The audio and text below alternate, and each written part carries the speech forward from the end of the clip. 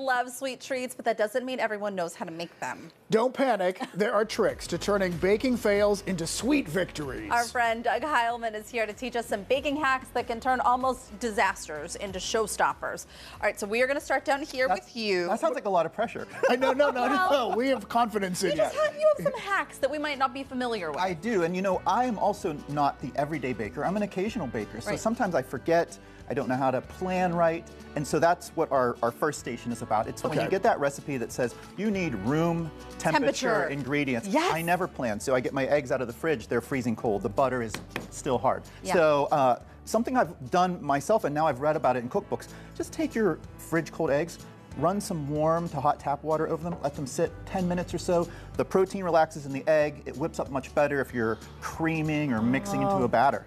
You know, whenever I see this kind of stuff, I don't always take it for what they mean. Right. I'm like, but really, does it have to be room temperature? Like, I think we'll be okay. There's all this science behind it. It makes a difference, Baking is about science. It really is. Butter. So for the butter, you know, at this time of year we do a lot of pie baking. So cold butter is good, but sometimes you do need room temperature butter. For cold butter, it's great to cut it into half-inch chunks. If you're gonna make a pie crust, you leave it cold, you go blend it up. But if you need that room temp, I leave it on the paper, I set it on a baking sheet, and it helps to conduct more heat into that cold butter, and in about 20 minutes or less, good to go. So don't put it in the microwave. I don't, I try to stay away from exposing that to actual heat because you can get a greasy butter, and that's not good. And that's not good.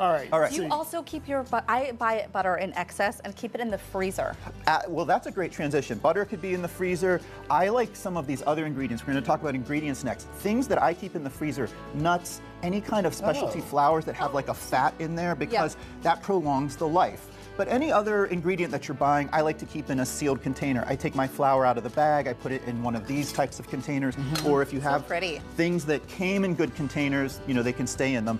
And I also think we should talk about, when we get to the ingredients, the measuring part, right? The best thing, Heather, in front of you, I do have a kitchen scale. That's sort of the gold standard, and a lot of great recipes, English recipes, you'll find, they'll do them in grams, but I'm a little lazy, and I think a lot of people don't own a scale. So what do you do? What do you do? Well, I have picked up over a couple years the dust and sweep method, or the lighten and sweep, I should say, lighten and sweep method. So I'm taking flour, I'm just lightening it up a little bit, and Dave, would you give me a hand with that? Oh, so just do this? Yeah, so we want like an even sort of sweep to get that flour. And if you do want to be precise, King Arthur flour says this should weigh about 120 grams if we weighed it over on our scale. Let's try it out. Yeah, and then David, I want to show you one more. Have you ever seen a container like this? For No, I have not. All right, so some of the baking powders, baking sodas on the market come with this, and you can actually do the sweep using perfect just like this. Yeah.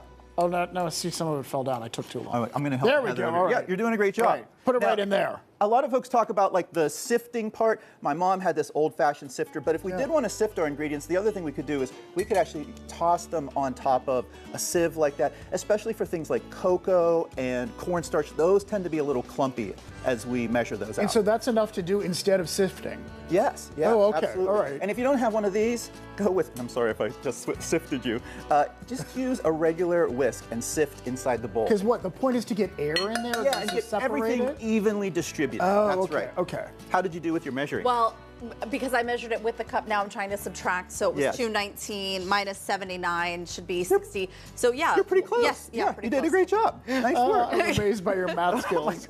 All right, let's talk about the dismount. And we actually do have a sweet treat we want to get to. Did you say dismount? Yeah, I call this the dismount. You know, how do you get your baked good out of the container if you want to get it out? And it actually starts with, like, before we even turn on the oven, I prepare a pan. And a lot of recipes say, prepare the dish. What does that mean? Well, that means butter or grease the pan, and then for a loaf, I do a piece of parchment paper, like cut to size. That's so neat. So you can see on the inside, you've almost like greased it down so it looks... Right. And then while it's baking, like, what do? They talk about, you know, checking it with a toothpick. I cannot get that toothpick the whole way down in there, so I like these longer skewers. Yeah. You can actually get, and especially for a bundt pan or something, you get that the whole way in. And then to get it out, we have this kind of contraption that looks a little technical, but these are like metal office clips, very common. They are okay to go in the oven. Don't touch them when they come out. Because they'll be hot. As the pan. But then once you let that cool, what I did, instead of just putting one level piece of parchment on the bottom is I did a little extra on the bottom and the sides, and I'm going to bring this a little closer to me, and we created basically a parchment sling, so we can lift that whole thing out. Oh! And so we did a little apple cake, and it keeps it looking nice. I would serve it just like this on the board. It's beautiful.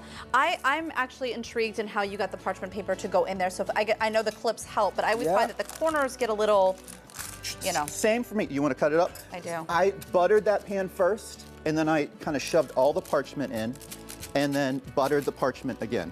It's wonderful. Yeah, Oh, yeah, we yeah. can't wait to dig into this. It's such a secret, and it's something I never heard of growing up. Like, Love only it. now. Last bonus trip, if you don't have the parchment ID and you got to take something out of the pan, everyone says, oh, run a knife around the edges. Don't run a metal knife around the edges. Run a plastic, disposable knife so you don't Cut your yes, perfect. All right, we're going to dig into this. Wonderful. Thank you so much, thanks, Doug. guys. Doug Heilman is a regular contributor here on PTL, and we love having you here, Doug.